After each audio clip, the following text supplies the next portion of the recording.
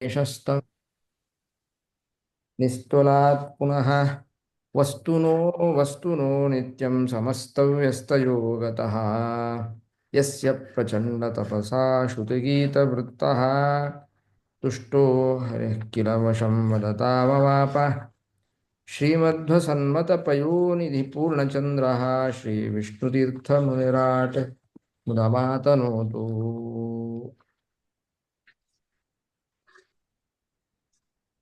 ಬ್ರಹ್ಮೋಪದೇಶ ಪ್ರಕರಣದಲ್ಲಿ ಪರಮಾತ್ಮನ ಅನೇಕ ಭಕ್ತರ ಚರಿತ್ರೆಗಳನ್ನು ವರ್ಣನೆ ಮಾಡ್ತಾ ಅದರಲ್ಲಿ ಅನೇಕ ಜ್ಞಾನಿಗಳ ಕಥೆಗಳನ್ನು ಕೇಳಿದ್ದೇವೆ.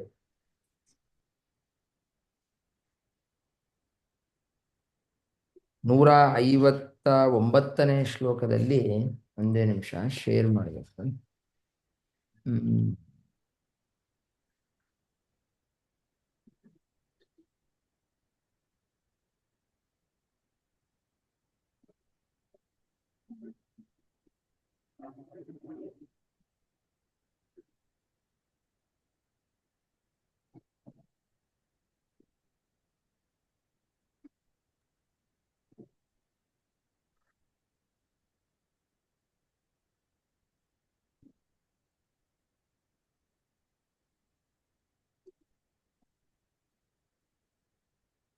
ನೂರ 59ನೇ ಶ್ಲೋಕದಲ್ಲಿ ಸೌಬರ್ಯುದಂಕ ಶಿಬಿದೇವಲ ಪಿಪ್ಪಲಾದಾಹ ಸಾರಸ್ವತೋದ್ಧವ ಪರಾಶರ ಭೂರಿಷೇಣ ಏನ್ಯೇ ವಿಭೀಷಣ ಹನುಮದುಪೇಂದ್ರ ದತ್ತಾಹ ಪಾರ್ಥಾಷ್ಟಿಷೇಣ ವಿದುರಶ್ರುತದೇವ ಮುಖ್ಯಾಹ ಎನ್ನುವ ಶ್ಲೋಕ ಆಗ್ತಾ ಇತ್ತು. ಅದರಲ್ಲಿ ಸೌಭರಿ ಋಷಿಗಳ ಕಥೆ ಆಯಿತು. ಉದಂಕನೇ ಉತ್ತಂಕ ಅಂತನೂ ಆ ಋಷಿಯ ಹೆಸರು. ಅವರ ಕಥೆಯನ್ನು ಕೂಡ ಓದಿಸಲಿ ಕೇಳಿದ್ವಿ. ಅದಾದ ಮೇಲೆ ಶಿಬಿ ಅಂತ ಒಬ್ಬ ರಾಜ, ಉಶೀನರ ಎನ್ನುವ ದೇಶ.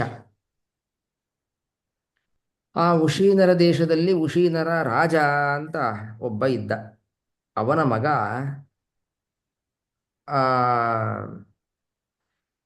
ಮಗ ಈ ಶಿಬಿ ಚಕ್ರವರ್ತಿ.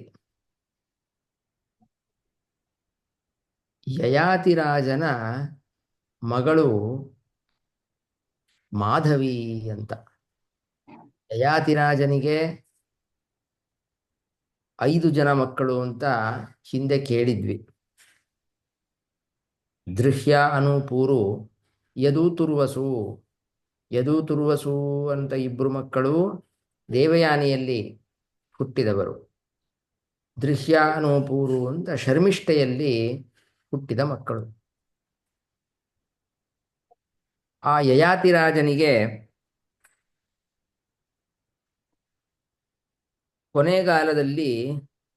ಕೊನೆಗಾಲದಲ್ಲಿ ಅನ್ನೋದಕ್ಕಿಂತ ಮುಂಚೆ ಯೌವನಾವಸ್ಥೆಯಲ್ಲಿ ಇರುವಾಗಲೇ ಶುಕ್ರಾಚಾರ್ಯರಿಂದ ಅವನಿಗೆ ಶಾಪ ಬಂದು ವೃದ್ಧಾಪ್ಯ ಬಂದುಬಿಡ್ತು. ಯಾಕೆ? ಶರ್ಮಿಷ್ಠೆಯ ಜೊತೆ ಸಂಬಂಧ ಬೆಳೆಸಿದ್ರಿಂದ ದೇವಯಾನಿಗೆ ಕೋಪ.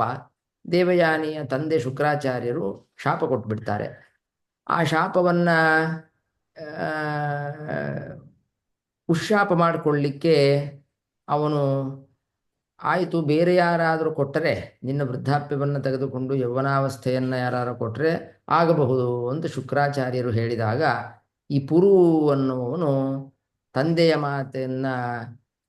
ಮಾತಿಗೆ ಬೆಲೆ ಕೊಟ್ಟು ಅವನನ್ನು ಸಂತೋಷಪಡಿಸುವುದಕ್ಕೋಸ್ಕರ ತಾನು ವೃದ್ಧಾಪ್ಯವನ್ನು ಸ್ವೀಕಾರ ಮಾಡಿದ್ದರಿಂದ ಕೊನೆಯಲ್ಲಿ ಸಂತುಷ್ಟನಾಗಿ ಯಯಾತಿರಾಜ ಅವನಿಗೆ ರಾಜ್ಯವನ್ನು ಕೊಡ್ತಾನೆ. ಆ 5 ಜನ ಮಕ್ಕಳು ಅಲ್ಲದೇನೆ ಹೆಣ್ಣು ಮಗು ಈ ಮಾಧವಿ. ಆ ಮಾಧವಿಯ ಮಗ ಈ ಶಿಬಿ ಚಕ್ರವರ್ತಿ. ಈ ಶಿಬಿ ಚಕ್ರವರ್ತಿ ಬಹಳ ದೊಡ್ಡ ವ್ಯಕ್ತಿ. ದೊಡ್ಡ ವ್ಯಕ್ತಿ ಅಂತಂದ್ರೆ ಅವನು ಆ ಇವನ ಒಂದು ಮಹಿಮೆಯನ್ನ ಭೀಷ್ಮಾಚಾರ್ಯರು ಶಾಂತಿ ಪರ್ವದಲ್ಲಿ, ಮಹಾಭಾರತದಲ್ಲಿ ಯುಧಿಷ್ಠಿರನ ಮುಂದೆ ಇವನ ಮಹಿಮೆಯನ್ನು ವರ್ಣನೆ ಮಾಡ್ತಾರೆ. ಅಂದ್ರೆ ಇವನು ಎಷ್ಟು ಆ ಭಗವದ್ಭಕ್ತ ಇರಬೇಕು ಶಿಬಿಚಕ್ರವರ್ತಿ. ಅಲ್ಲಿ ಮಹಿಮೆಯನ್ನು ವರ್ಣನೆ ಮಾಡಬೇಕಾದರೆ ಆ ಒಂದು ಸರಿ ಶಿಬಿಚಕ್ರವರ್ತಿ ಯಜ್ಞ ಮಾಡ್ತಾ ಇರಬೇಕಾದ್ರೆ ದೀಕ್ಷಿತನಾಗಿದ್ದಾಗ ಒಂದು ಪಾರಿವಾಳ ಮತ್ತು ಗಿಡುಗ, ಆ ಗಿಡುಗ ಪಾರಿವಾಳವನ್ನು ಅಟ್ಟಿಸ್ಕೊಂಬಂದು ಅದನ್ನು ತಿನ್ನೋಣ ಅಂತ ಬರ್ತಾ ಇರಬೇಕಾದ್ರೆ ಆ ಪಾರಿವಾಳ ಬಂದು ಈ ಶಿಬಿಚಕ್ರವರ್ತಿಯ ರಕ್ಷಣೆಯನ್ನ ಕೇಳತ್ತೆ. ಕೇಳಿದಾಗ ಅವನು ಅದನ್ನ ರಕ್ಷಣೆಯನ್ನು ಕೊಟ್ಟು ಶೇನ ಅನ್ನತ್ತೆ.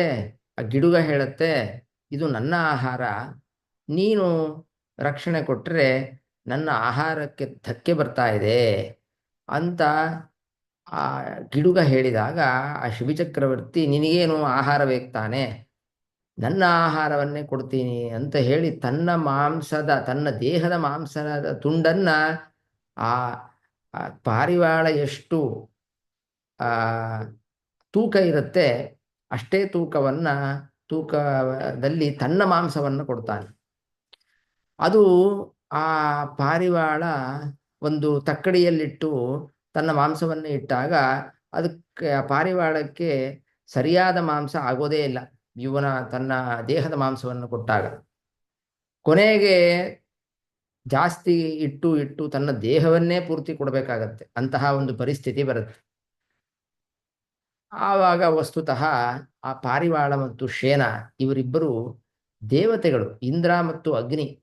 ಆ ಇಂದ್ರ ಮತ್ತು ಅಗ್ನಿ ದೇವತೆಗಳು ಈ ರೂಪದಲ್ಲಿ ಬಂದು ಇವನನ್ನು ಪರೀಕ್ಷೆ ಮಾಡಬೇಕು ಅಂತ ಆ ಗಿಡುಗ ಮತ್ತು ಪಾರಿವಾಳ ರೂಪದಲ್ಲಿ ಬಂದಿರ್ತಾರೆ. ಆ ಪರೀಕ್ಷೆಯಲ್ಲಿ ಗೆದ್ಬಿಡ್ತಾನೆ ಶಿಬಿಚಕ್ರವರ್ತಿ. ಇದಲ್ಲದೇನೆ ಭೀಷ್ಮಾಚಾರ್ಯರು ಯುಧಿಷ್ಠಿರನ ಮುಂದೆ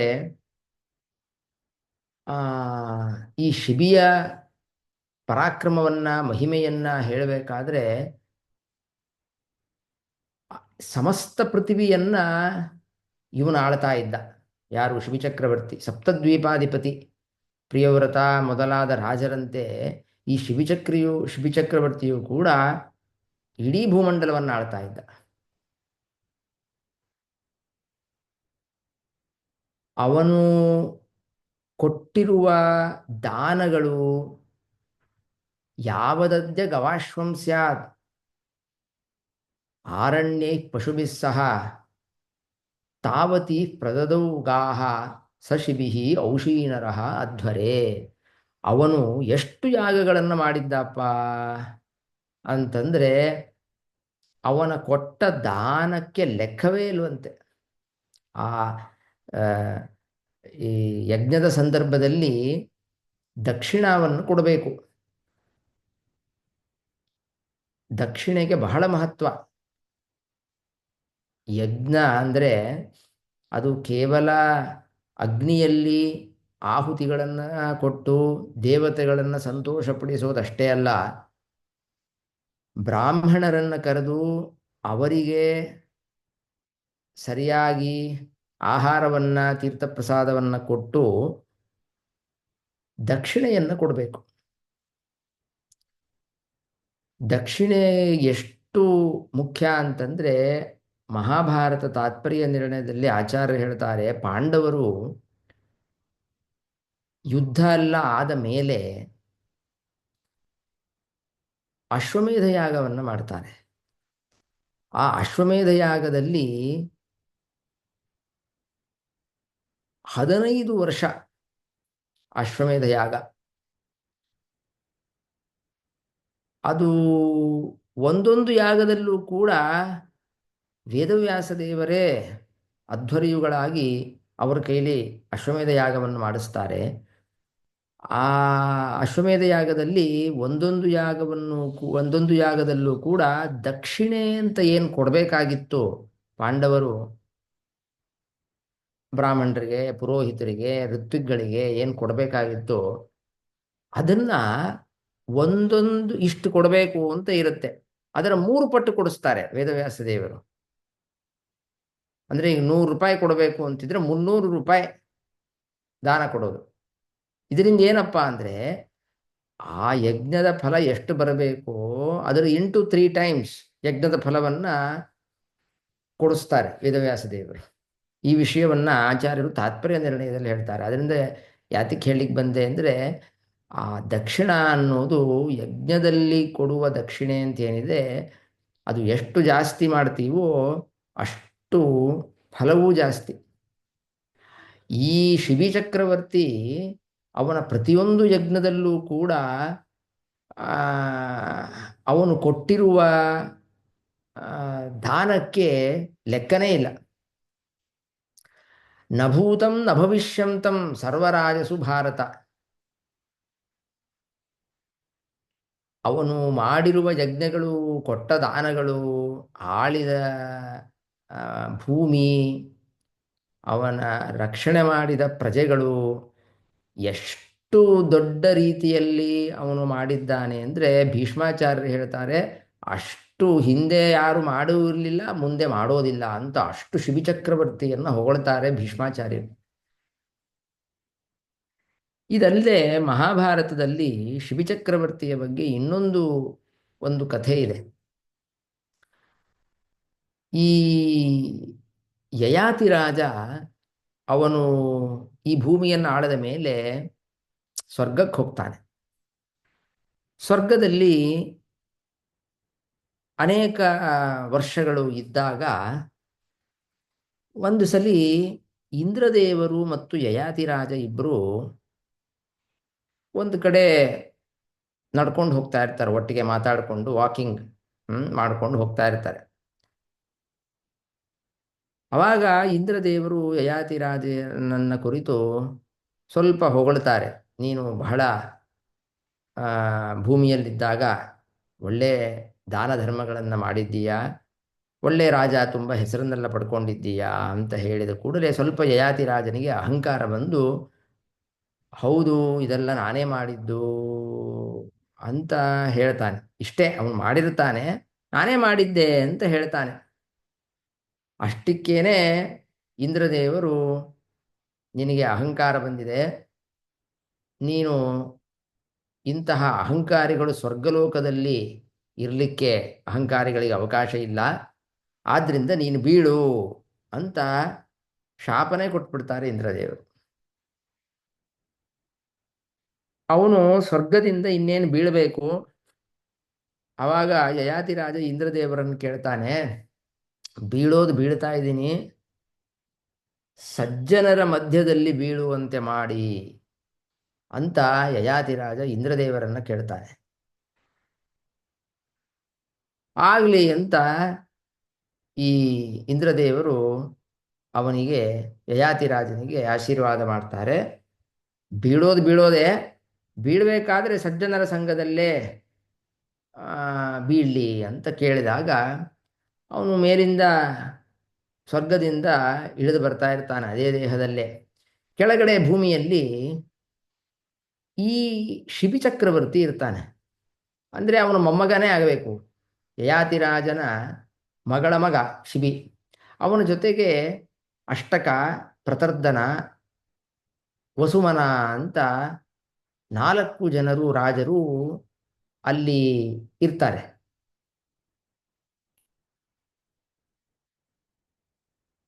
ಆ 4 ಜನರ ಮಧ್ಯದಲ್ಲಿ ಇವನು ಯಯಾತಿ ರಾಜ ಮೇಲಿಂದ ಬೀಳ್ತಾನೆ.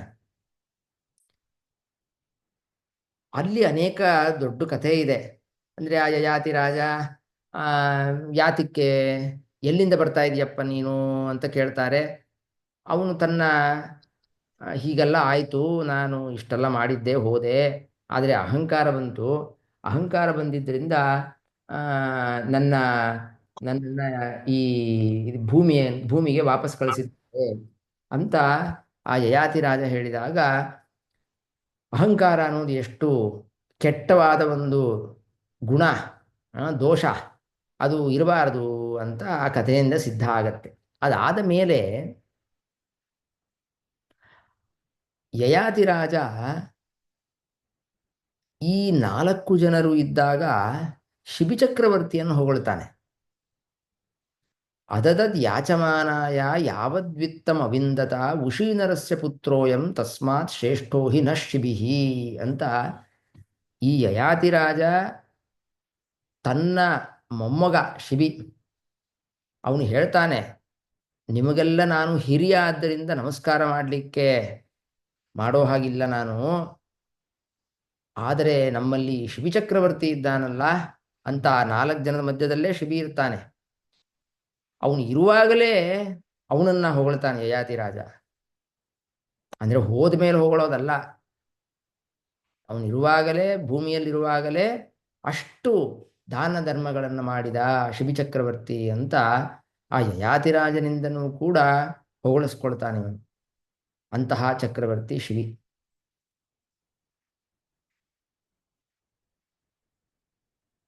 ಇದಾದ ಮೇಲೆ ಇನ್ನೊಂದು ಕಥೆ ಇದೆ, ಅದು ಸ್ವಲ್ಪ ನಂಗೆ ಮರ್ತು ಹೋಗಿದೆ. ಅದು ಶಿಬಿ ಚಕ್ರವರ್ತಿ ಆ, ಮತ್ತು ಸುಹೋತ್ರ ಅಂತ ಇನ್ನೊಬ್ಬ ರಾಜ. ಅದು ಶಿಬಿ ಚಕ್ರವರ್ತಿ ರಥದಲ್ಲಿ ಹೋಗ್ತಾ ಇರ್ತಾನೆ. ಆ ಕಡೆಯಿಂದ ಸುಹೋತ್ರ ಎನ್ನುವ ಒಬ್ಬ ರಾಜ ಆ ಕಡೆ ರಥದಿಂದ ಬರ್ತಾ ಇರ್ತಾನೆ. ಅದು ಸಣ್ಣ ದಾರಿ ಇರುತ್ತೆ. ಅದರಿಂದ ದಾರಿ ಯಾರಿಗೆ ಕೊಡಬೇಕು? ಇಬ್ಬರು ರಾಜರೇ. ಶಿಬಿ ಚಕ್ರವರ್ತಿ ದಾರಿ ಕೊಡಬೇಕೋ ಸುಹೋತ್ರ ದಾರಿ ಕೊಡಬೇಕೋ ಮೊದಲು ಎನ್ನುವ ಒಂದು ಪರಿಸ್ಥಿತಿ. ಅವಾಗ ನಾರದರು ಬರ್ತಾರಲ್ಲಿಗೆ. ನಾರದರು ಬಂದು ಸುಹೋತ್ರನಿಗೆ ಹೇಳ್ತಾರೆ, ಶಿಬಿ ಚಕ್ರವರ್ತಿ ಅವನು ನಿನಗಿಂತ ಉತ್ತಮ, ಜ್ಞಾನದಲ್ಲೂ ಕೂಡ ಬರೀ ಅವನು ದಾನ ಧರ್ಮ ಇದರಿಂದ ಅಂತಲ್ಲ, ಅವನು ನಿನಗಿಂತ ದೊಡ್ಡ ಜ್ಞಾನಿ, ಆದ್ದರಿಂದ ಅವನಿಗೆ ದಾರಿ ಕೊಡು ಅಂತ ನಾರದರು ಬಂದು ಸುಹೋತ್ರನಿಗೆ ಹೇಳ್ತಾರೆ.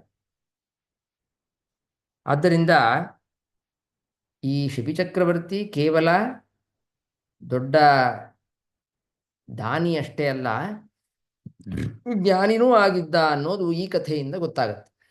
ಬಹುಶಃ ಸುಹೋತ್ರ ಅಂತಾನೆ ಇರಬೇಕು ನನಗೆ, ಅಥವಾ ಇನ್ಯಾರಾದರೂ ಹೆಸರಿದ್ರೆ ಆಮೇಲೆ ಹೇಳ್ತೀನಿ. ಬಟ್ ಈ ಕಥೆ ಇದೆ. ಆ ಸುಹೋತ್ರ ಮತ್ತು ಶಿಬಿ ಚಕ್ರವರ್ತಿಯರಲ್ಲಿ ವಿವಾದ ಆದಾಗ ನಾರದರು ಬಂದು ಶಿಬಿ ಚಕ್ರವರ್ತಿಯನ್ನು ಎತ್ತಿ ಹಿಡಿತಾರೆ.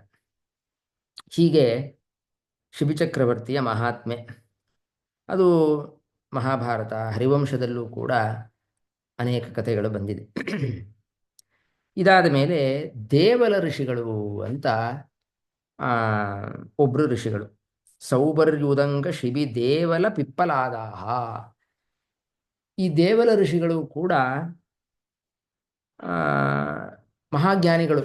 ಮಹಾಜ್ಞಾನಿಗಳು ಅಂತ ನಾವೇನು ಹೇಳೋದು, ವೇದ ದ್ರಷ್ಟಾರರವರು ದೇವಲ ಋಷಿಗಳು. ವಿಶ್ವಾಮಿತ್ರ ವಸಿಷ್ಠರಂತೆ ದೊಡ್ಡ ಋಷಿಗಳು ಈ ದೇವಲ ಋಷಿಗಳು. ಈ ದೇವಲ ಋಷಿಗಳನ್ನ ಕೃಷ್ಣ ಪರಮಾತ್ಮ ಗೀತೆಯಲ್ಲಿ ಹೆಸರು ತಗೊಂಡಿದ್ದಾನೆ. ಅಸಿತೋ ದೇವಲೋ ವ್ಯಾಸ ಸ್ವಯಂ ಚೈವ ಬ್ರವೀಷಿಮೆ ಅಂತ ಕೃಷ್ಣ ಈ ದೇವಲ ಋಷಿಗಳು ಹೇಗೆ ಜನಕರಾಜನ ಹೆಸರನ್ನು ತಗೊಂಡಿದ್ದಾನೆ ಕೃಷ್ಣ ಭಗವದ್ಗೀತೆಯಲ್ಲಿ, ಅಂತಂಥ ಜ್ಞಾನಿಗಳು ಅಂತ. ಅದರಂತೆ ಈ ದೇವಲ ಋಷಿಗಳನ್ನು ಕೂಡ ಪರಿಗಣನೆ ಮಾಡಿದ್ದಾನೆ. ಇವರು ಧೌಮ್ಯಾಚಾರ್ಯರು ಅಂತ ಮಹಾಭಾರತದಲ್ಲಿ ಪುರೋಹಿತರನ್ನಾಗಿ, ಪಾಂಡವರಿಗೆ ಪುರೋಹಿತರು ಈ ಧೌಮ್ಯಾಚಾರ್ಯರು. ಅವರನ್ನ ಪುರೋಹಿತರನ್ನಾಗಿಟ್ಟುಕೊಂಡೇ ಪಾಂಡವರು ವನವಾಸದಲ್ಲಿ ಎಲ್ಲಿ ಹೋದರೂ ಅವರನ್ನು ಮುಂದೆ ಮಾಡಿಕೊಂಡು ಕರ್ಕೊಂಡು ಹೋಗ್ತಾ ಇರ್ತಾರೆ. ಆ ಧೌಮ್ಯಾಚಾರ್ಯರ ಸಹೋದರ ಈ ದೇವಲ ಋಷಿಗಳು.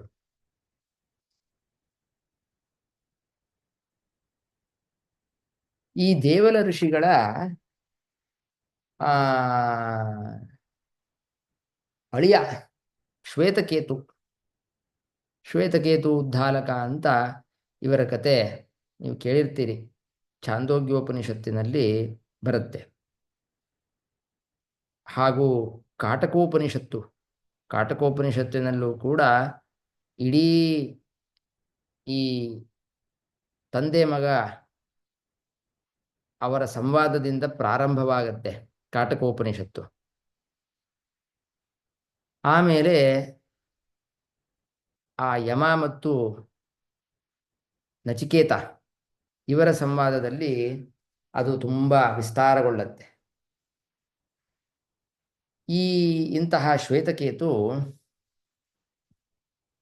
ಛಾಂದೋಗ್ಯೋಪನಿಷತ್ತಿನಲ್ಲೂ ಕೂಡ ಶ್ವೇತಕೇತು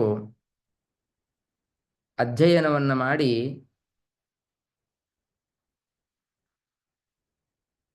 ನಚಿಕೇತಂದು ಬೇರೆ, ಉದ್ಧಾಲಕ ನಚಿಕೇತರ ಸಂವಾದ ಕಾಟಕೋಪನಿಷತ್ತು. ಛಾಂದೋಗ್ಯೋಪನಿಷತ್ತಿನಲ್ಲಿ ಶ್ವೇತಕೇತುವಿನ ಕಥೆ ಬರುತ್ತೆ. ಅಲ್ಲಿ ಅವನು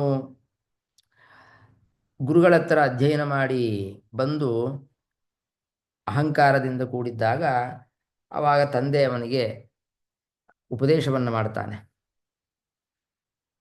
ಅವರ ಮಾವ ಈ ದೇವಲ ಋಷಿಗಳು. ಇಷ್ಟೇ ಅಲ್ಲ, ಇವರು ಜೈಗೀಷವ್ಯ ಅಂತ ರುದ್ರದೇವರ ಒಂದು ಅವತಾರ. ಆ ಜೈಗೀಷವ್ಯ ಋಷಿಗಳ ಶಿಷ್ಯರು ಈ ದೇವಲ ಋಷಿಗಳು. ಅವರಲ್ಲೇ ಇದ್ದು ಉಪಸತ್ತಿಯನ್ನು ಮಾಡಿ ಆ ಜೈಗೀಷವ್ಯರ ಶಿಷ್ಯರಾಗಿ ಅವರಿಂದ ಅನೇಕ ತತ್ವೋಪದೇಶಗಳನ್ನು ಪಡೆದುಕೊಂಡಿರ್ತಾರೆ. ಇವರ ಒಂದು ಮಹಿಮೆ ಏನಪ್ಪ ಅಂದರೆ, ದೇವಲ ಋಷಿಗಳದು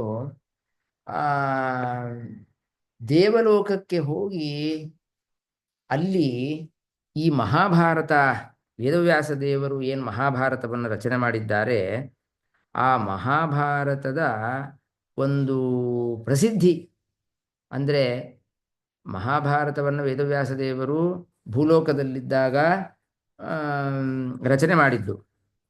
ಇವರು ಆ ಮಹಾಭಾರತವನ್ನು ದೇವಲೋಕದಲ್ಲಿ ಹೋಗಿ ಅಲ್ಲಿ ಎಲ್ಲರನ್ನು ಕುರಿತು ಈ ಮಹಾಭಾರತವನ್ನು ವಿಸ್ತಾರ ಮಾಡ್ತಾರೆ. ಅಂತಹ ಮಹಿಮೋಪೇತರು ಈ ದೇವಲ ಋಷಿಗಳು. ನಿಮಗೆ ಪ್ರಸಿದ್ಧವಾದ ಈ ಹಾಹಾ ಹೂಹು ಗಂಧರ್ವ ಇವರ ಒಂದು ಸಂವಾದ ಗೊತ್ತಿರಬೇಕು. ಅಂದರೆ ಏನು, ಮೊಸಳೆ ಮತ್ತು ಆನೆಯಾಗಿ ಹುಟ್ಟುತ್ತಾರೆ ಗಜೇಂದ್ರ ಮೋಕ್ಷದ ಸಂದರ್ಭದಲ್ಲಿ. ಆ ಶಾಪವನ್ನು ಕೊಟ್ಟವರೇ ಈ ದೇವಲ ಋಷಿಗಳು. ಇಂತಹ ದೇವಲ ಋಷಿಗಳು ಕೂಡ ಜ್ಞಾನಿಗಳು ಅಂತ ಅವರನ್ನು ಪರಿಗಣನೆ ಮಾಡಿದ್ದಾರೆ. ಆಮೇಲೆ ಪಿಪ್ಪಲಾದಾಹ ಅಂತ ಇದೆ. ಅಂದರೆ ಪಿಪ್ಪಲಾದ ಋಷಿಗಳು, ಅದು ಸಮಸ್ತ ಪದ ಆಗಿ ಪಿಪ್ಪಲಾದಾಹ ಅಂತಾಗಿದೆ. ಆ ಪಿಪ್ಪಲಾದ ಋಷಿಗಳು ಯಾರಪ್ಪ ಅಂತಂದರೆ, ಈ ಉಪನಿಷತ್ತಿನಲ್ಲಿ, ದಶೋಪನಿಷತ್ತಿನಲ್ಲಿ ಷಟ್ಪ್ರಶ್ನೋಪನಿಷತ್ ಅಂತ ಒಂದು ಉಪನಿಷತ್ತಿದೆ. ಆ ಷಟ್ಪ್ರಶ್ನೋಪನಿಷತ್ತಿನಲ್ಲಿ ಈ ಪಿಪ್ಪಲಾದ ಋಷಿಗಳ ಹತ್ತಿರ ಹೋಗಿ 6 ಜನ ಪ್ರಶ್ನೆಗಳನ್ನು ಮಾಡ್ತಾರೆ. ಸುಕೇಶ, ಶೈಬ್ಯ, ಸತ್ಯಕಾಮ, ಕೌಸಲ್ಯ, ಭಾರ್ಗವ, ಕಬಂಧಿನಿ ಅಂತ 6 ಜನ ಶಿಷ್ಯರು ಪಿಪ್ಪಲಾದ ಋಷಿಗಳ ಹತ್ರ ಹೋಗಿ ಅವರು ಪ್ರಶ್ನೆಗಳನ್ನು ಮಾಡಿದಾಗ ಪಿಪ್ಪಲಾದ ಋಷಿಗಳು ಅಷ್ಟಕ್ಕೂ ಉತ್ತರವನ್ನು ಕೊಡ್ತಾರೆ. 1 ವರ್ಷ ಸೇವೆ ಮಾಡಬೇಕು ಅಂತ ಅವರಲ್ಲಿ ಸುಮ್ಮನೆ ಪ್ರಶ್ನೆ ಕೇಳಿದ ತಕ್ಷಣ ಉತ್ತರ ಕೊಡೋದಲ್ಲ. 1 ವರ್ಷ ಸೇವೆ ಮಾಡಿ ಆಮೇಲೆ ನೀವು ಪ್ರಶ್ನೆಗಳು ಕೇಳ್ರಿ, ನನಗೆ ಗೊತ್ತಿದ್ದರೆ ನಾವು ಉತ್ತರವನ್ನು ಹೇಳ್ತೀನಿ ಅಂತ ಪಿಪ್ಪಲಾದ ಋಷಿಗಳು ಹೇಳ್ತಾರೆ. ಆದರೆ ದೊಡ್ಡ ಜ್ಞಾನಿಗಳು. ಷಟ್ಪ್ರಶ್ನೋಪನಿಷತ್ತಿನಲ್ಲಿ ಮುಖ್ಯ ಪ್ರಾಣದೇವರ ಮಹಿಮೆ ತುಂಬ ವರ್ಣಿತವಾಗಿದೆ. ಆ ಎಲ್ಲ ಪ್ರಶ್ನೆಗಳಿಗೂ ಕೂಡ ಈ ಪಿಪ್ಪಲಾದ ಋಷಿಗಳು ಉತ್ತರವನ್ನು ಕೊಟ್ಟಿದ್ದಾರೆ. ಇನ್ನು ಈ ಪಿಪ್ಪಲಾದ ಋಷಿಗಳು ಇವರು ಮೂಲತಃ ಯಾರು ಅಂತಂದರೆ ದಧೀಚಿ ಋಷಿಗಳು ಅಂತೇನಿದ್ದಾರೆ, ಆ ದಧೀಚಿ ಋಷಿಗಳ ಮಗ ಈ ಪಿಪ್ಪಲಾದ ಋಷಿಗಳು. ದಧೀಚಿ ಋಷಿಗಳಿಗೆ ಸುವರ್ಚ ಅಂತ ಹೆಂಡತಿ. ಆ ದಧೀಚಿ ಋಷಿಗಳು ಈ ಸುವರ್ಚ ಗರ್ಭಿಣಿಯಾಗಿದ್ದಾಗ ದೇವತೆಗಳು ಬಂದು ದಧೀಚಿ ಋಷಿಗಳ ಎಲಬನ್ನು ಬಿಡ್ತಾರೆ. ಆ ಕತೆ ಗೊತ್ತೇ ಇರುತ್ತೆ ನಿಮಗೆ. ಆ ಅವರ ಎಲಬನ್ನು ಬೇಡಿದಾಗ ಇಷ್ಟೊಂದು ದೇವತೆಗಳಿಗೆ ಆ ಸಹಾಯ ಆಗತ್ತೆ ಅಂತಿದ್ರೆ ಆಗಲಿ ನನ್ನ ದೇಹವನ್ನೇ ಕೊಡ್ತೀನಿ ಅಂತ ದಧೀಚಿ ಋಷಿಗಳು ತಮ್ಮ ದೇಹವನ್ನು ಕೊಟ್ಟು ಆ ಎಲುಬಿನಿಂದ ಆಯುಧವನ್ನು ನಿರ್ಮಾಣ ಮಾಡ್ತಾನೆ ಇಂದ್ರ.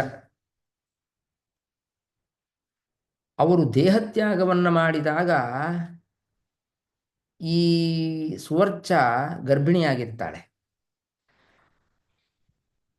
ಆವಾಗ ಅವಳು ಆ ಮಗುವನ್ನು ಆಮೇಲೆ ಆ ದೇಹತ್ಯಾಗ ಎಲ್ಲ ಆಯಿತು. ಆ ಮಗುವನ್ನು ಹೆತ್ತಾದ ಮೇಲೆ ಅವಳು ಒಂದು ಪಿಪ್ಪಲಾದ ಗಿಡ, ಪಿಪ್ಪಲ ಅಂತ ಒಂದು ಬೋರೆಹಣ್ಣು, ಅದನ್ನು ಕೊಡುವ ಒಂದು ಗಿಡ, ಅದರ ಕೆಳಗಡೆ ಆ ಹುಟ್ಟಿದ ಮಗುವನ್ನು ಇಟ್ಟು ಈ ಸುವರ್ಚ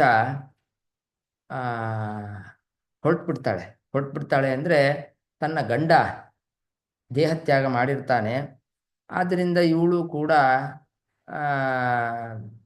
ದೇಹತ್ಯಾಗ ಮಾಡ್ತಾಳೋ ಕಾಡಿಗೆ ಹೋಗ್ತಾಳೋ ಏನೋ ಮಗುವನ್ನು ಬಿಟ್ಟು ಹೊರಟ್ಬಿಡ್ತಾಳೆ.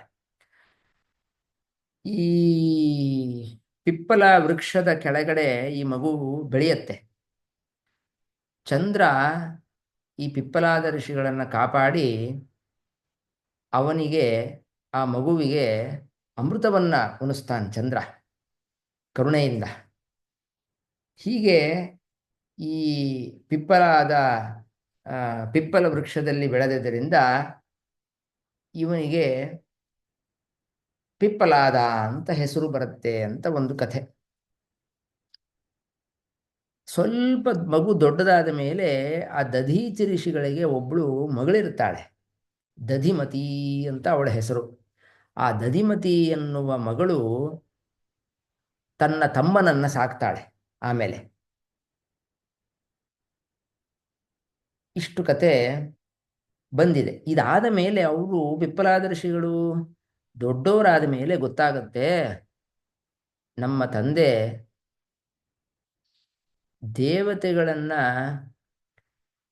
ದೇವತೆಗಳಿಗೋಸ್ಕರ ಅವರು ಬಂದು ಎಲಬನ್ನು ಬೇಡಿದ್ರು, ತನ್ನ ಅಸ್ಥಿಯನ್ನೇ ಕೊಟ್ಟುಬಿಟ್ರು. ಮೂಳೆಗಳನ್ನು ಕೊಡೋದು ಅಂದ್ರೆ ಅರ್ಥ ಏನು? ದೇಹತ್ಯಾಗ ಮಾಡೋದು ಅಂತಲೇ ಅರ್ಥ. ಇಷ್ಟು ಬುದ್ಧಿ ಬೇಡವಾ ದೇವತೆಗಳಿಗೆ?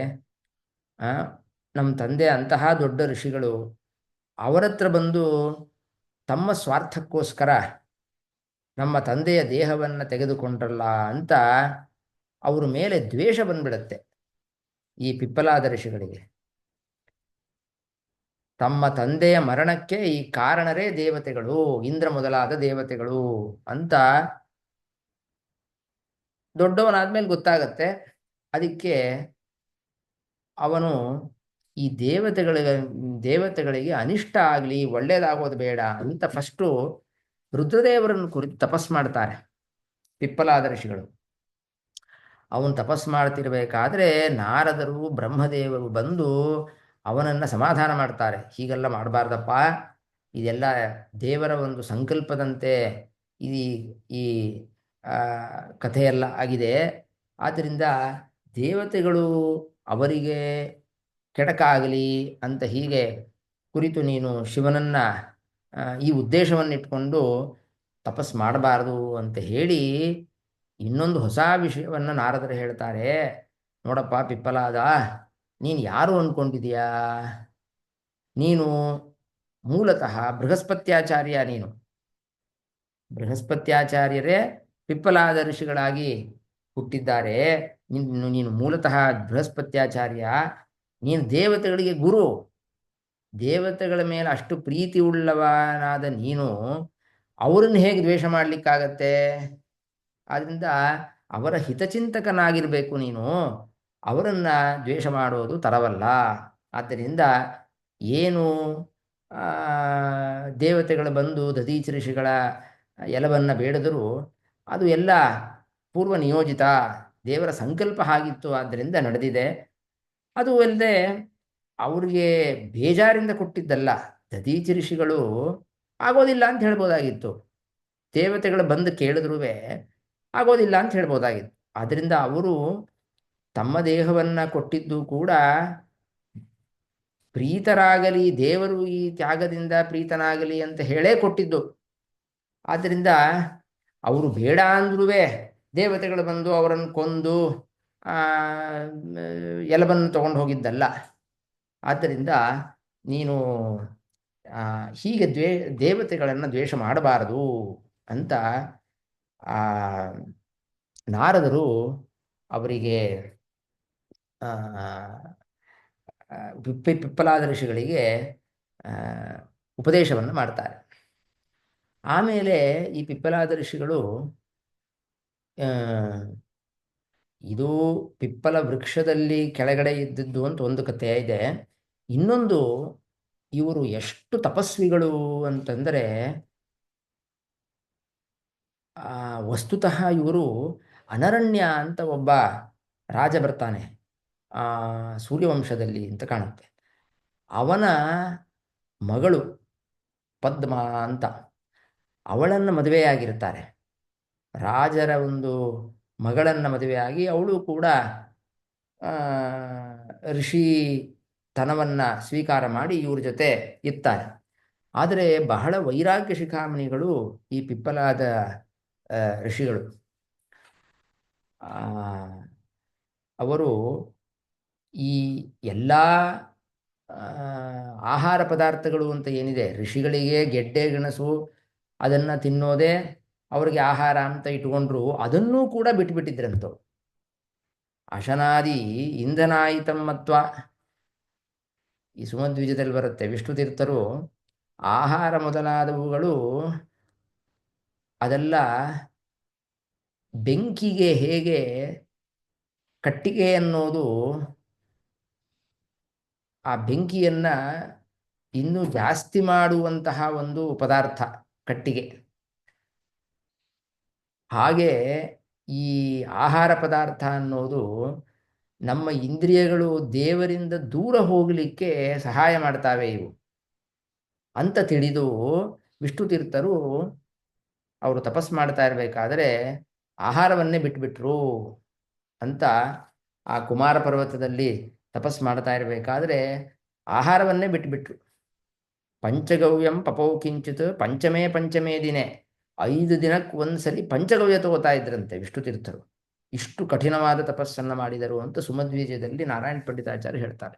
ಅದರಂತೆ ಈ ಪಿಪ್ಪಲಾದ ಋಷಿಗಳು ಕೂಡ ಆಹಾರವನ್ನೇ ಬಿಟ್ಬಿಟ್ಟಿದ್ರು. ಏನು ಇನ್ನ ತಮ್ಮ ತಪಸ್ಸಿಗೆ ಸ್ವಲ್ಪ ತೊಂದರೆ ಆಗ್ತಾ ಇದೆ ಅಂದರೆ ಆ ಪಿಪ್ಪಲ ವೃಕ್ಷದ ಹಣ್ಣನ್ನು ಮಾತ್ರ ಸ್ವೀಕಾರ ಮಾಡ್ತಾ ಇದ್ರಂತೆ. ಅದಕ್ಕೆ ಪಿಪ್ಪಲಾದ, ಅದ ಅಂದರೆ ತಿನ್ನೋದು. ಪಿಪ್ಪಲ ವೃಕ್ಷದ ಹಣ್ಣನ್ನು ಮಾತ್ರ ಸ್ವೀಕಾರ ಮಾಡ್ತಾ ಇದ್ರಂತೆ ಈ ಋಷಿಗಳು. ಆದ್ದರಿಂದ ಇವರಿಗೆ ಪಿಪ್ಪಲಾದರು ಅಂತ ಹೆಸರು ಬಂದಿದೆ ಅಂತಲೂ ಪ್ರಸಿದ್ಧಿ ಇದೆ. ಆಗಲಿ, ಒಟ್ಟು ಏನಾಯಿತು, ಈ ಪಿಪ್ಪಲಾದ ಋಷಿಗಳು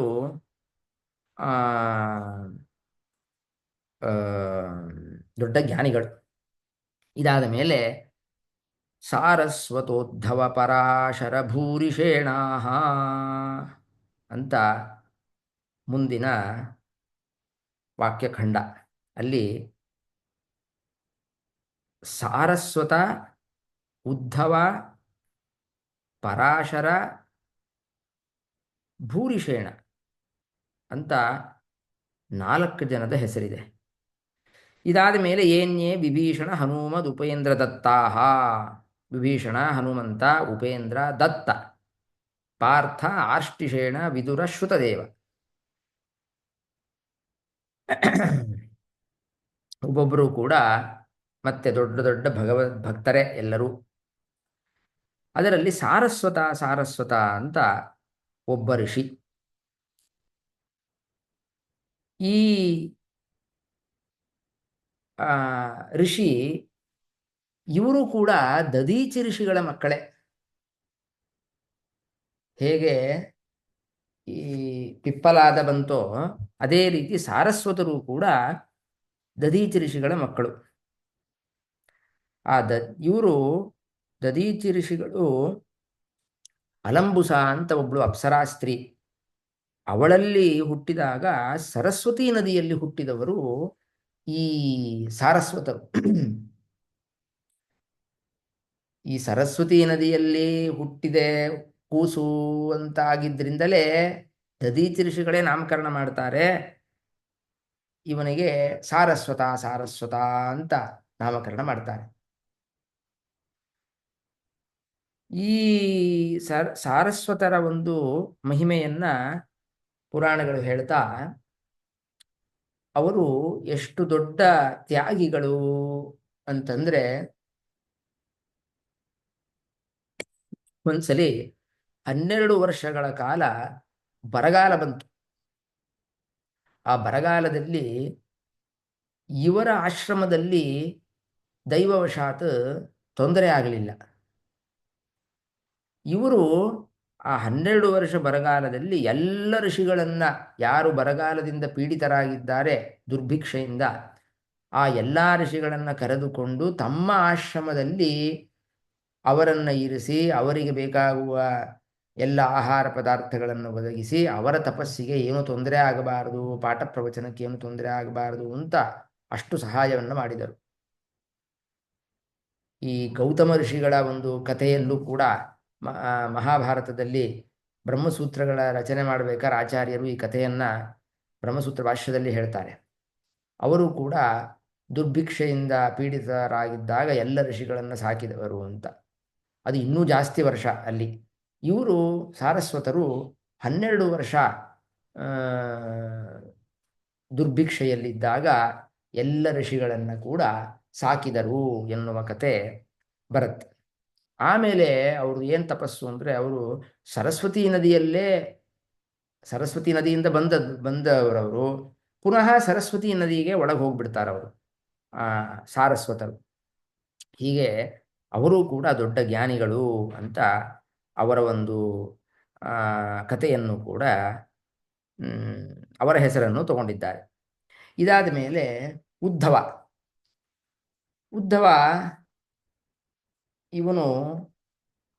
ಇವನ ಕಥೆಯೂ ಅಷ್ಟೇ ಎಲ್ಲ ಗೊತ್ತೇ ಇದೆ ನಿಮಗೆ. ಯಾದವ ವಸುದೇವ ದೇವಕಿಯರಿದ್ರಲ್ಲ, ಕೃಷ್ಣನ ತಂದೆ ತಾಯಿಗಳು, ಆ ವಸುದೇವನ ತಮ್ಮ ದೇವಭಾಗ ಅಂತ, ಆ ದೇವಭಾಗನ ಮಗ ಈ ಉದ್ಧವ. ಭಾಗವತದಲ್ಲಿ ಈ ಉದ್ಧವನ ಉಲ್ಲೇಖ ಕೆಲವು ಕಡೆ ಬರುತ್ತೆ. ಆ ಕಂಸನ ಸಂಹಾರ ಆದ ಮೇಲೆ ಕೃಷ್ಣ ಬೃಂದಾವನಕ್ಕೆ ಹೋಗಿ ಅಲ್ಲಿ ಗೋಪಿಕಾಸ್ತ್ರೀಯರನ್ನ ಸಾಂತ್ವನ ಮಾಡು ಅಂತ ಉದ್ಧವನನ್ನ ಕೊಟ್ಟು ಕಳಿಸ್ಕೊಡ್ತಾನೆ ಕೃಷ್ಣ. ಅವನು ಹೋಗಿ ಆ ಬೃಂದಾವನ ಗೋಕುಲದಲ್ಲಿ ಎಲ್ಲ ಗೋಪಿಕಾಸ್ತ್ರೀಯರು ಅಂತ ಏನಿರ್ತಾರೆ ಅವರಿಗೆ ಕೃಷ್ಣ ಹೇಳಿ ಕಳಿಸಿದ್ದಾನೆ, ನಿಮ್ಮನ್ನೆಲ್ಲ ನೆನೆಸ್ಕೊಳ್ತಿರ್ತಾನೆ ಅಂತ ಅವರನ್ನು ಸಾಂತ್ವನ ಮಾಡಲಿಕ್ಕೆ ಅಂತ ಕಳಿಸ್ಕೊಡ್ತಾನೆ. ಅದು ಭಾಗವತದಲ್ಲಿ ಅದರ ಉಲ್ಲೇಖ ಇದೆ. ಅಲ್ಲಿ ಗೋಪಿಕಾಸ್ತ್ರೀಯರ ಭಕ್ತಿಯನ್ನು ನೋಡಿ ಇವನಿಗೆ ಬಹಳ ಆಶ್ಚರ್ಯ ಆಗುತ್ತೆ ಉದ್ಧವನಿಗೆ. ಅಲ್ಲಿ ಒಂದು ಕಡೆ ಇವನ ಕತೆ ಬರುತ್ತೆ. ಆಮೇಲೆ ಅವನು ಕೃಷ್ಣ ಪರಮಾತ್ಮ ಅವನು ಪರಂಧಾಮಕ್ಕೆ ಹೋಗುವ ಮುಂಚೆ ಉದ್ಧವನಿಗೆ ಎಲ್ಲ ತತ್ವಗಳನ್ನು ಕೂಡ ಉಪದೇಶ ಮಾಡ್ತಾನೆ. ಉಪದೇಶ ಮಾಡಿ ಅವನು ಅನಂತರ ಬದರಿಕಾಶ್ರಮಕ್ಕೆ, ಕೃಷ್ಣ ಪರಂಧಾಮಕ್ಕೆ ಹೋದಾದ ಮೇಲೆ ಬದರಿಕಾಶ್ರಮದಲ್ಲಿ ಹೋಗಿ ಅಲ್ಲಿ ತಪಸ್ಸನ್ನು ಮಾಡಿ ಅವನು ತನ್ನ ದೇಹವನ್ನು ಬಿಡ್ತಾನೆ ಉದ್ಧವ. ಏಕಾದಶ ಸ್ಕಂದದಲ್ಲಂತೂ ಉದ್ಧವ ಗೀತೆ ಅಂತ ನೀವು ಕೇಳಿರ್ತೀರಿ. ಬಹಳ ಅನೇಕ ಅಧ್ಯಾಯಗಳ ಆ ಉದ್ಧವ ಗೀತಾ ಇದೆ. ಅದೇ ಆ ಕೃಷ್ಣ ಪರಂಧಾಮಕ್ಕೆ ಹೋಗೋಕ್ಕಿಂತ ಮುಂಚೆ ಆ ಉದ್ಧವನಿಗೆ ಉಪದೇಶ ಮಾಡಿದ ಆ ತತ್ವಗಳು ಆ ಏಕಾದಶ ಸ್ಕಂದದಲ್ಲಿ ಬರುತ್ತೆ. ಅವನು ಉದ್ಧವ ಚಿಕ್ಕ ವಯಸ್ಸಿನಲ್ಲಿದ್ದಾಗಲೇ ಒಂದು 4-5 ವರ್ಷ ಇದ್ದಾಗಲೇ ಅಷ್ಟು ಕೃಷ್ಣನ ಮೇಲೆ ಭಕ್ತಿ. ಅವನ ಆಟದ ಸಾಮಾನೆಲ್ಲ ಪೂಜಾ ಸಾಮಗ್ರಿಗಳು. ಹೀಗೆ ಬಹಳ ಸಣ್ಣ ವಯಸ್ಸಿನಿಂದಲೇ ಕೃಷ್ಣನ ಮೇಲೆ ಅಷ್ಟು ಭಕ್ತಿ. ಅವನು ಏನು ಕೃಷ್ಣ ಉದ್ಧವ ಜೊತೆಗಿದ್ರು ಆವಾಗ ಕೃಷ್ಣನ ಒಂದು ಅನುಸಾರಿಯಾಗಿ ಅವನು ತಿಂದು ಮಿಕ್ಕಿದ ಆಹಾರವನ್ನು ತಿನ್ನೋದು, ಹೀಗೆ ಅವನ ಜೊತೆ ಕೃಷ್ಣನ ಜೊತೆನೇ ಇದ್ದು ಅಷ್ಟು ಕೃಷ್ಣನ ಮೇಲೆ ಭಕ್ತಿಯನ್ನು ತೋರಿಸಿರ್ತಾನೆ. ಅದಕ್ಕೋಸ್ಕರ ಕೃಷ್ಣ ಅವನಿಗೆ ಪರಂಧಾಮಕ್ಕೆ ಹೋಗೋಕ್ಕಿಂತ ಮುಂಚೆ ಅಷ್ಟು ಉಪದೇಶಗಳನ್ನು ಮಾಡ್ತಾನೆ. ಇದಾದ ಮೇಲೆ ಪರಾಶರರು ಇವರ ಕಥೆ ಸುಮಾರು ಕಡೆ ಬಂದಿದೆ.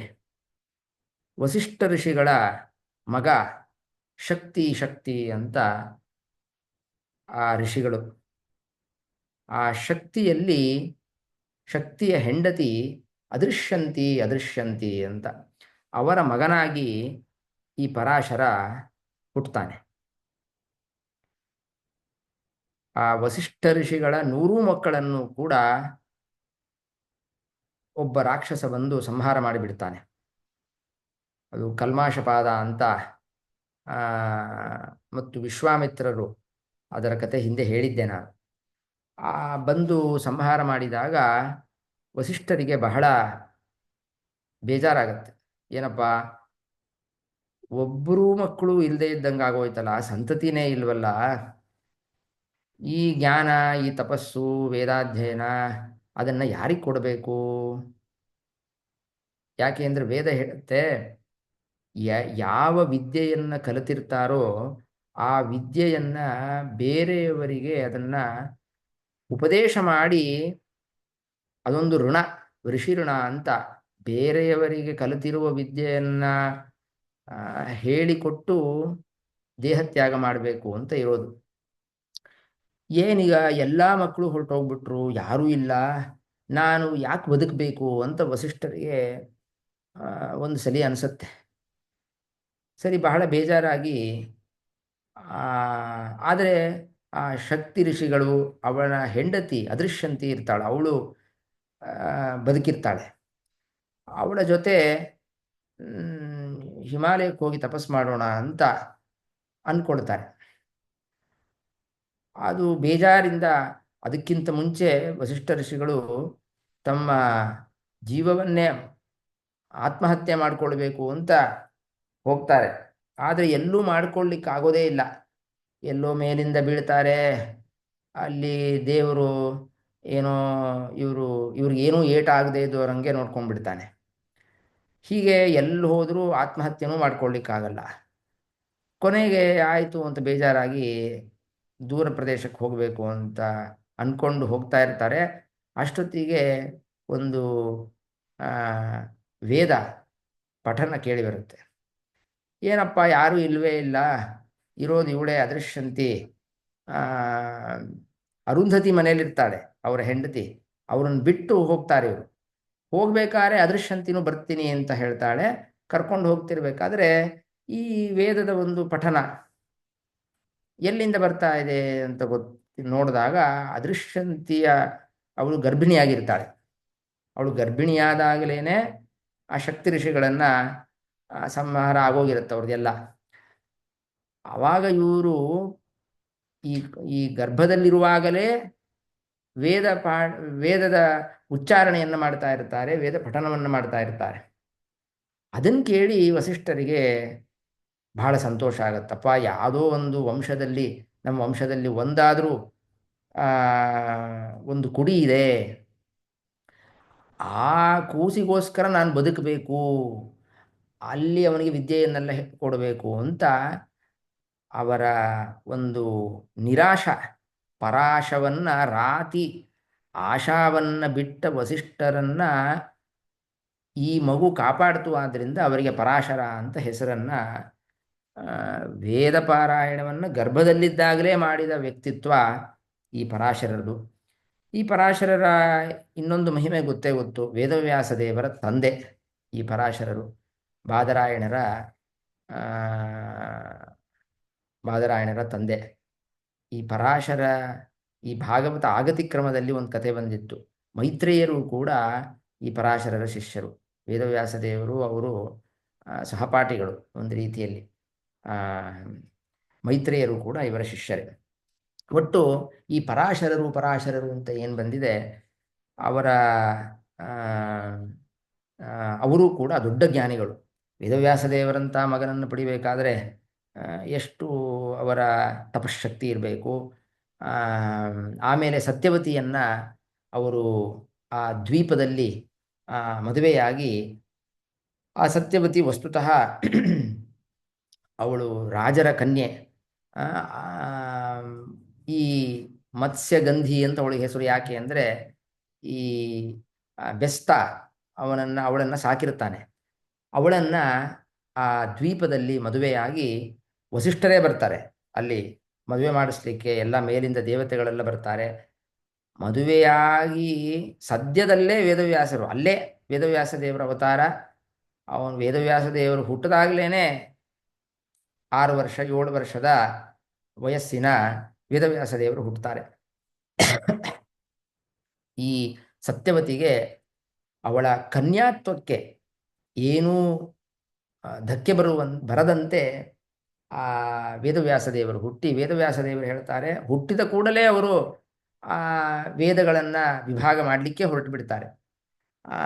ತಂದೆ ಪರಾಶರರಿಗೆ ಸತ್ಯವತಿಗೆ ಹೇಳ್ತಾರೆ ವೇದವ್ಯಾಸ ದೇವರು, ನೀವು ನಿಮ್ಮ ಕೆಲಸವನ್ನು ನೋಡ್ಕೊಳ್ಬಹುದು, ನಿಮ್ಮ ತಪಸ್ಸು ಏನಿದೆ ಅದೆಲ್ಲ ನೀವು ಮಾಡ್ಕೊಳ್ಳಿ, ಆದರೆ ನೀವು ಯಾವಾಗ ಸ್ಮರಣೆ ಮಾಡ್ತೀರೋ ನಾನು ಬರ್ತೀನಲ್ಲಿಗೆ ಅಂತ ವೇದವ್ಯಾಸ ದೇವರ ವರ. ಆದ್ದರಿಂದಲೇ ಸತ್ಯವತಿ ಮುಂದೆ ಆ ಕೌರವರ ವಂಶವನ್ನು ಬೆಳೆಸಬೇಕು ಅಂತ ಇದ್ದಾಗ ವೇದವ್ಯಾಸ ದೇವರನ್ನು ಸ್ಮರಣೆ ಕೊಂಡಾಗಲೇ ಆ ವೇದವ್ಯಾಸ ದೇವರು ಅಲ್ಲಿ ಪ್ರತ್ಯಕ್ಷರಾಗ್ತಾರೆ. ಅಂತಹ ವೇದವ್ಯಾಸ ದೇವರ ತಂದೆ ಈ ಪರಾಶರರು. ಇಲ್ಲಿಗೆ ನಿಲ್ಲಿಸಿರೋಣ, 5 ಗಂಟೆ ಆಗಿದೆ. ಮತ್ತೆ ಇನ್ನೂ ಕೆಲವು ಜ್ಞಾನಿಗಳು, ವಿಭೀಷಣ, ಭೂರಿಷೇಣ, ವಿಭೀಷಣ, ಹನುಮಾನ್, ಉಪೇಂದ್ರ ದತ್ತ, ಇನ್ನೂ ಒಂದು ಸೆಷನ್ ಆಗ್ಬೋದು. ಕೆಲವರು ಜ್ಞಾನಿಗಳ ಹೆಸರೆಲ್ಲ ಇದೆ. ಇವತ್ತು ಸ್ವಲ್ಪ ಪ್ರಾರಂಭ ಆಗಿದ್ದು ಸ್ವಲ್ಪ ಲೇಟ್ ಆಯಿತು. ಇಲ್ಲಿಗೆ ನಿಲ್ಲಿಸಿರೋಣ ಇವತ್ತು. ನಮಸ್ಕಾರ ಎಲ್ಲರಿಗೂ.